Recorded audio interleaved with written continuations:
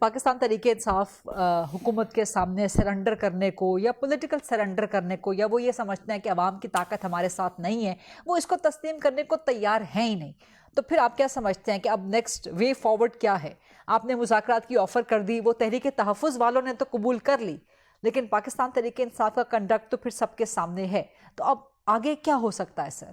نہیں، آگے ٹھیک ہے، موج کریں، اب آگے اپنے معاملات کو جس طرح سے چلا رہے ہیں وہ چلائیں۔ ہاں، اور تحریک تحفظ والوں کے ساتھ مذاکرات ہو سکتے ہیں سر؟ نہیں، ان کے ساتھ مذاکرات جو ہیں وہ جو ہے وہ اس طرح سے، یعنی ان معاملات پہ، یعنی پی ٹی آئی کے معاملات پہ تو نہیں ہو سکتے، ٹھیک، باقی وہ ہمارے لیے باعث عزت ہیں، بڑے سینئر لوگ ہیں، قائد اس پہ اختلاف ان نیشنل اسمبلی بھی اور قائد اس پہ اختلاف ان سینٹ بھی، وہ ادروائز جو بھی ہاؤس کے معاملات ہیں۔ لیکن ڈیفنس منسٹر صاحب نے تو بہت تنقید کی ہے سر اپوزیشن لیڈر کے فوج کے بارے میں بیان پہ سر۔ ان کے بیان کے اوپر تنقید کی ہوگی، انہوں نے اگر کوئی ایسا بیان دیا ہے کہ جو بیان جو ہے وہ اس پہ تنقید کی جا سکتی ہے یا کی جانی چاہیے، تو وہ وزیر دفاع کو پورا حق حاصل ہے کہ وہ اپنا نقطہ نظر بیان کریں۔ ٹھیک، درمیان میں کہیں ملاقات بھی ہونی تھی سر وزیر اعظم کے ساتھ اپوزیشن لیڈر کی، کچھ خطوط بھی انہوں نے لکھے، تو یہ ملاقات پھر ہو سکتی ہے یا کب تک ہو سکتی ہے، یا ابھی پھر رمضان کے بعد ہی ہوگی؟ یہ ملاقات ہو سکتی ہے، ہونی تھی، ہونی چاہیے۔ پارلیمانی جمہوری نظام اس بات سے واقف ہی نہیں ہے کہ قائد حزب اختلاف اور قائد عوان کے درمیان ملاقات نہ ہو۔ کانسٹیٹیوشنلی پابندی ہے کہ انہوں نے بعض معاملات کے اوپر آپس میں کنسلٹیشن کر کے جو ہے وہ ذمہ داری نبھانی ہے۔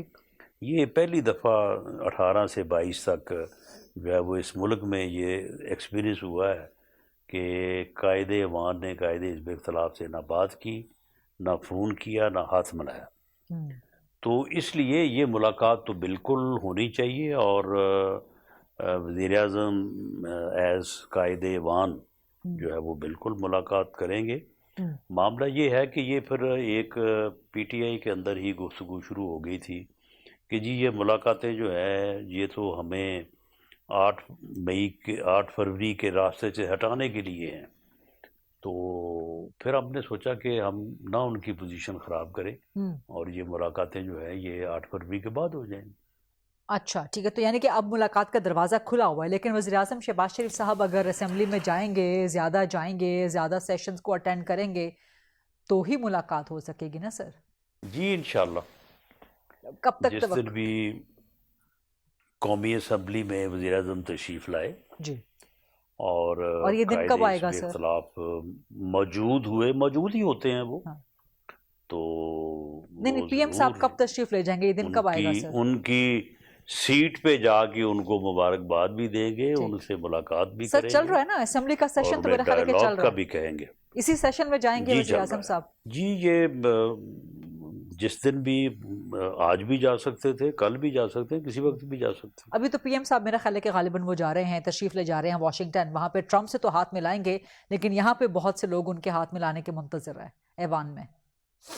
جی وہ سب کے ساتھ ہاتھ ملائیں گے جو بھی ان کے سے ہاتھ ملانے کے منتظر ہیں۔ ٹھیک ہے، ہاتھ ملانے سے تھوڑا کبھی ایسی سیاست نہیں کی، ہاتھ ملانے سے تھوڑا سا آگے بھی بڑھ جائے نا سر، مذاکرات کا بھی باقاعدہ آغاز کر دیں۔ وہ مذاکرات آپ نے کہا جی ہو سکتا، باقاعدہ آغاز انہوں نے تو 3 دفعہ on the floor of the house opposition کو دعوت دی ہے، انہوں نے کہا ہے کہ آئیں میثاق استحکام پاکستان کریں، اس کی وہ آفر کو 1 دفعہ، انہوں نے تو یہ آفر جو ہے وہ 3-4 مرتبہ۔ سر یہی تو شکایت کرتی ہے پی ٹی آئی آپ سے کہ آپ لوگ صرف زبانی آفر کرتے ہیں، اس کے بعد کوئی اقدام نہیں کرتے، کوئی کمیٹی بنا دیں، رانا ثناء اللہ صاحب کو نامینیٹ کر دیں کہ جی یہ ہماری طرف سے مذاکرات انیشیٹ کریں گے، یا ایاز صادق صاحب۔ نہیں وہ تو خود بیٹھنے کو تیار ہیں، انہوں نے یہاں تک کہا کہ بھئی آپ اگر میرے پاس نہیں آنا، اگر آپ میرے پاس آنا چاہتے ہیں تو ویلکم، بتائیں کب آئیں گے، اگر آپ میرے پاس بھی نہیں آنا چاہتے تو بتائیں کب آپ جو ہے وہ اسپیکر چیمبر میں آئیں گے، میں وہاں پہ آنے کو تیار ہوں۔